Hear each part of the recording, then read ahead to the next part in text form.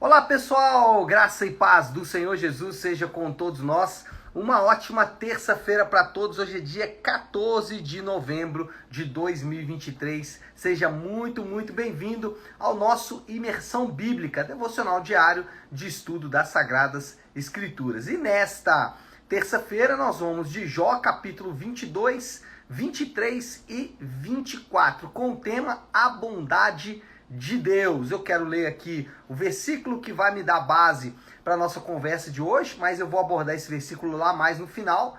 Vou fazer um panorama geral dos 3 capítulos aí, depois a gente aborda esse versículo. Qual versículo que é? 6 e 7 do capítulo 23. Então, Jó 23, 6 e 7, que diz assim: será que ele se oporia a mim com grande poder? Não, ele não me faria acusações. O homem íntegro poderia apresentar-lhe sua causa. Eu seria liberto para sempre de quem me julga. Então, o que está acontecendo aqui, fazendo um panorama, é que inicia-se então o terceiro ciclo de diálogos. A gente já teve 2, são os 3 amigos de Jó, cada um fazendo as suas ponderações e Jó respondendo. Eles fazem, Jó responde, né? Cada um dos 3 amigos. E a gente inicia então, nesse caso agora, o terceiro ciclo de diálogos entre Jó e os seus amigos. Eu já vou abordar os 3 capítulos, porque é a fala de Elifaz e a resposta de Jó nos capítulos 23 e 24. E o que acontece aqui é que Elifaz, ele avança um pouco mais. Elifaz parece que é o mais contido aqui dos amigos, mas ele avança um pouco mais e ele faz agora denúncias formais da conduta imoral de Jó. Ele começa a citar coisas que Jó estava fazendo, ou possivelmente estava fazendo ali na cabeça do Elifaz. Ele começa desprezando Jó. Olha aí o capítulo 22, versículo 2. Pode alguém ser útil a Deus? Mesmo um sábio pode ser-lhe de algum proveito? Então está dizendo assim, olha, você, Jó, é um cara desprezado. Então ele começa desprezando Jó, e aí depois ele vai, né, o capítulo 22 ele é pequeno, do 4 até o 20, ele vai fazer uma lista dos pecados de Jó. Olha só, ele vai, por exemplo, aqui citar: você não deu água ao sedento, reteve comida do faminto, sendo você poderoso, dono de terras, versículo 8 aqui do capítulo 22. Sendo você poderoso, dono de terra e delas vivendo e honrando diante de todos, você mandou embora de mãos vazias as viúvas e quebrou a força dos órfãos. Ou seja, ele vai fazer aqui denúncias formais, citando de maneira direta o Jó. Ele vai fazer isso do versículo 4 até o 20. Depois, ele vai, no final aqui do seu capítulo, da sua fala, ele vai admoestar, ele vai instruir, ele vai exortar Jó a sujeitar-se a Deus. Ele vai fazer isso do versículo 21 até o 30, né? O versículo 21 já fala: sujeite-se a Deus e fique em paz com ele, e a prosperidade virá a você. Esse cara era bem pragmático, né? Sempre com a ideia de que se Jó fizesse tudo certinho, Deus o abençoaria. É aquela história que a gente já falou em outros momentos, do chamado pragmatismo religioso. E aqui ele vai mais uma vez apresentar esse argumento, que é o argumento de Jó: se você fizer tudo certinho, Deus vai te abençoar. É o que ele vai fazer do 21 até o 30. Aí Jó começa a responder. Jó vai responder em 2 capítulos, o 23 e o 24. Jó deseja encontrar-se com Deus para apresentar a sua defesa. Em outras palavras, ele quis dizer: eu vou apelar para uma instância superior, né? Ele diz aqui no versículo 3 do capítulo 23: se tão somente eu soubesse onde encontrá-lo e como ir à sua habitação, eu lhe apresentaria a minha causa e encheria a minha boca de argumentos. Então, o Jó, ele vai dizer o seguinte: Elifaz, você está me acusando, mas você não tem poder nenhum para me acusar. Na verdade, eu queria apresentar a minha defesa, era diante do próprio Deus, coisa que parece que eu não vou conseguir fazer. Era o raciocínio, então, de Jó. Jó, então, sugere acertadamente que Deus sabe onde ele está. Jó vai usar aqui uma expressão que é muito comum nos Salmos, né? Do 23, do 8 em diante, ele fala assim: mas se eu vou para o Oriente, lá está ele. Se eu vou para o Ocidente, não o encontro. Só que no Salmo normalmente é o contrário, né? Ele diz, o salmista diz, se eu vou para o Oriente, o Senhor está lá. Se eu vou para o Ocidente, o Senhor está lá. O que Jó está falando que é o contrário. Ele estava dizendo, olha, quando eu vou para um lugar, Deus não está. Quando eu vou para o outro, Deus também não está. Mas, por fim, lá no versículo 12, ele vai dizer, né? Não me afastei dos mandamentos, não me afastei dos mandamentos dos seus lábios.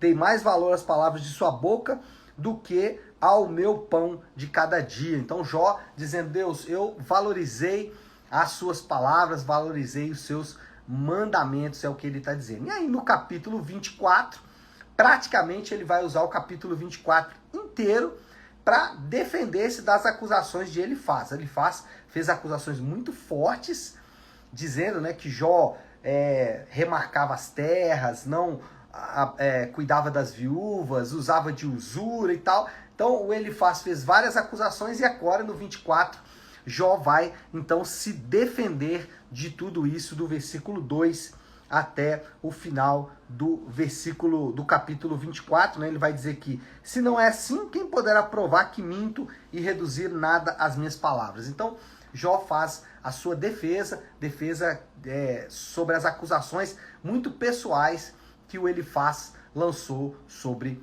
Jó. Bom, acho que o panorama aqui está bem feito, né? São um diálogo aqui bem fácil de se interpretar, de se ver. Agora, quais são as aplicações que nós podemos lançar aqui desses capítulos? Penso que a gente pode pensar aqui em algumas aplicações. A primeira delas é que Jó ele reconhecia a bondade de Deus. Jó reconhecia que Deus era bom em todo o tempo.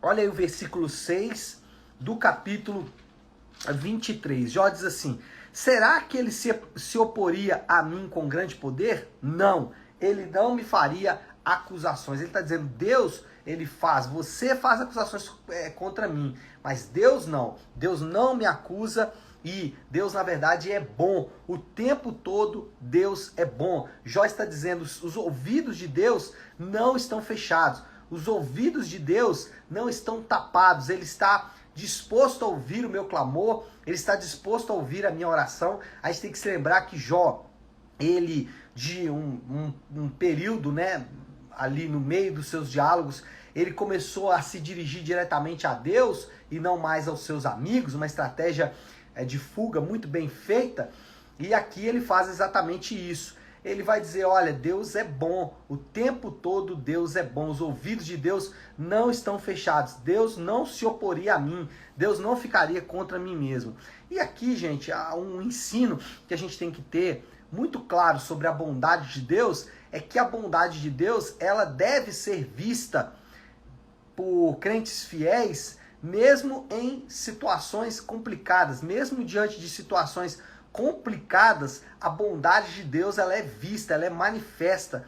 Nós não podemos dizer, por exemplo, que quando não estamos vivendo como gostaríamos, isso não significa que Deus não é bom. Ao contrário, Deus é bom o tempo todo. E o Jó vai falar isso aqui. Então, mesmo diante de situações complicadas, mesmo diante de situações difíceis, nosso coração deve se manter sempre confiante na bondade de Deus. Nunca se esquecendo de que Deus é bom e de que Deus é bom o tempo todo. Por vezes nós vamos esquecer e vamos fazer isso naturalmente, porque as lutas, as dificuldades, elas vão se asseverar e é uma tendência nossa a nos esquecermos da bondade de Deus, mesmo em dificuldades, mesmo em momentos difíceis.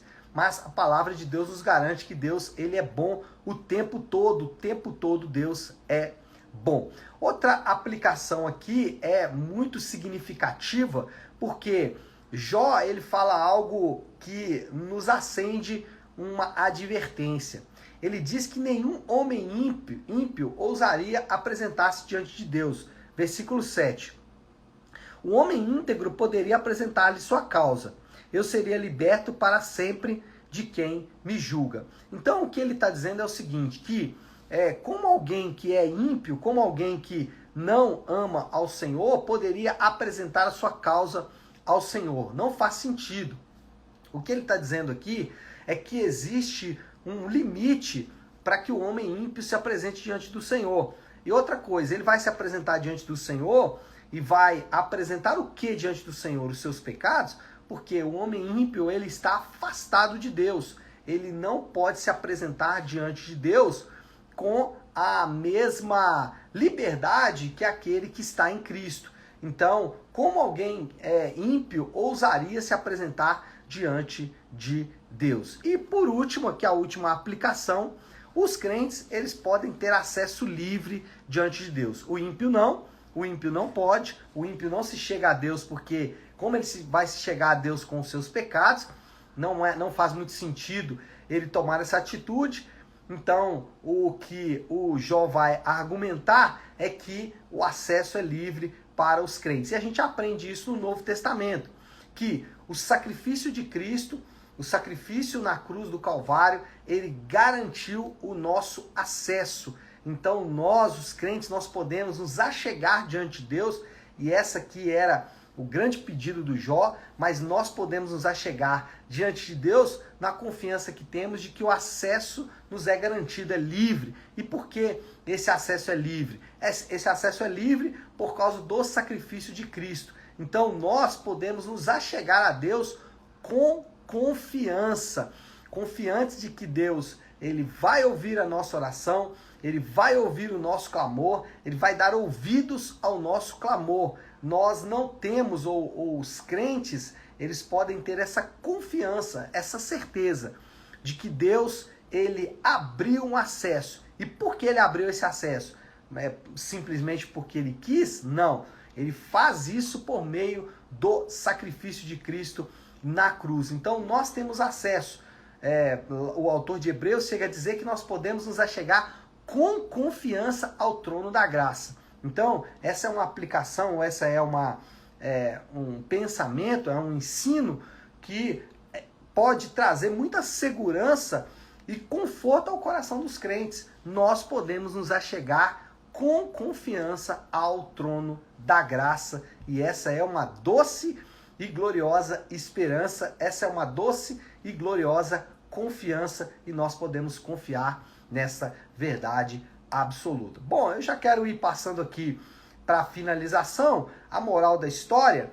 E qual é a moral da história? Os crentes têm a promessa de que nada poderá separá-los do amor de Deus, mesmo a dor mais profunda ou o sofrimento mais doloroso. Então, essa é uma promessa que nós temos, de que nada poderá nos separar do amor de Deus.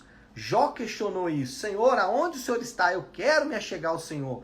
E nós temos essa promessa de que não existe absolutamente nada que possa nos separar do amor de Deus. Mesmo se você estiver enfrentando a dor mais profunda ou o sofrimento mais doloroso, você pode se achegar a Deus com confiança, com certeza, sabendo que o Senhor, ele ouve a sua oração, ele te garante o acesso e principalmente nada, essa é a promessa, nada poderá nos separar do amor de Deus. E aí, esse já é o desafio do Léo aqui para esta terça-feira. Como podemos aplicar isso aqui que a gente acabou de ouvir? Penso que a aplicação final mais objetiva e direta é exatamente o fato de que nós podemos apresentar a Deus as nossas dores.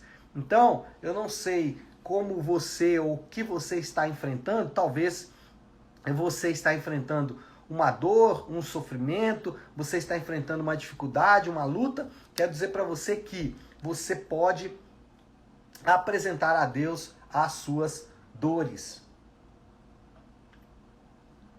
Você pode buscar ao Senhor e colocar diante dele as suas dores. Você e eu, nós podemos fazer isso, e esse é talvez a grande aplicação. Você não tem um Deus surdo, você não serve a um Deus que não pode ouvir o seu clamor, mas ao contrário, aqueles que estão em Cristo têm garantia de acesso. Então, leve a Deus as suas dores, apresente a Ele as suas dores, porque Ele está disponível para ouvir, e não só ouvir, mas interceder ou interferir nessa situação, porque essa é a promessa de Deus para todos nós. Tá certo, meu povo? Acho que a gente já pode orar.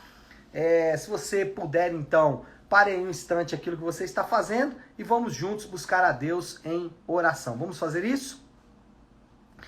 Querido Deus, Pai de graça e amor, Deus de toda misericórdia, é diante do Senhor que nós nos apresentamos nessa manhã, na confiança que temos de que o Senhor é bom. Em todo o tempo, o Senhor é bom. Em todas as situações, o Senhor é bom. Obrigado, Pai, porque o Senhor tem cuidado de nós, nos garantiu acesso ao trono da graça por meio do sacrifício do Teu Filho e nós podemos nos achegar, apresentando ao Senhor as nossas dores, apresentando ao Senhor os nossos sofrimentos, na certeza de que o Senhor não só ouve, mas o Senhor pode interferir. E também, Pai, a nossa convicção, o nosso conforto é que o Senhor é bom em todo o tempo, mesmo diante de situações difíceis e complicadas. E assim nós oramos e oramos em nome de Jesus. Amém. Amém, pessoal? Bom, então é isso. Nós vamos ficando por aqui. Eu quero só deixar um recado muito importante. Amanhã, por causa do feriado, nós não temos aqui o nosso Imersão Bíblica, mas na quinta-feira nós retornamos normalmente às 7h30 da manhã, tá certo? Então é isso. Nós vamos ficando por aqui. Que Deus te abençoe. Uma excelente terça-feira para todos. Fiquem com Deus.